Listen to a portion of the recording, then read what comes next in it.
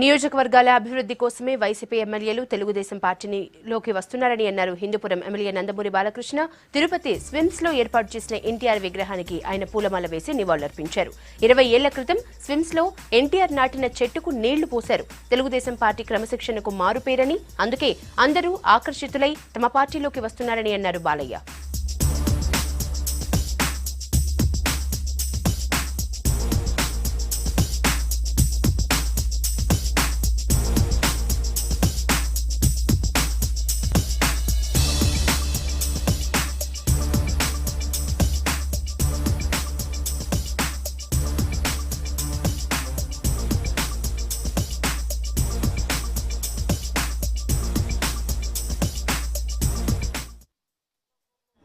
విగ్రహానికి పూలమాల వేయడం, ఆయనకి ఘనాన్ని వాళ్ళు అర్పించుకోవడం అని ఆయన కొడుకు పుట్టడం అనేది నా పూర్వ సుకృతంగా భావించుకుంటున్నాను.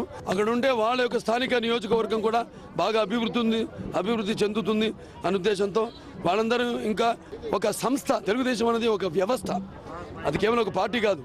ఇప్పుడు తెలుగుదేశంలో ఉన్న కార్యకర్తలు మన దేశంలోనే ఏ పార్టీ కూడా లేదు ఇంతమంది. వాళ్ళందరూ కూడా అభివృద్ధి పార్టీ యొక్క దాంతో ఈ స్థాయికి రావడానికి మరి దానికి ఉన్న ఒక డెడికేషను, డిసిప్లిన్, వాటికి వాళ్ళు అట్రాక్ట్ అయ్యి వాళ్ళు పార్టీలో చేరారు.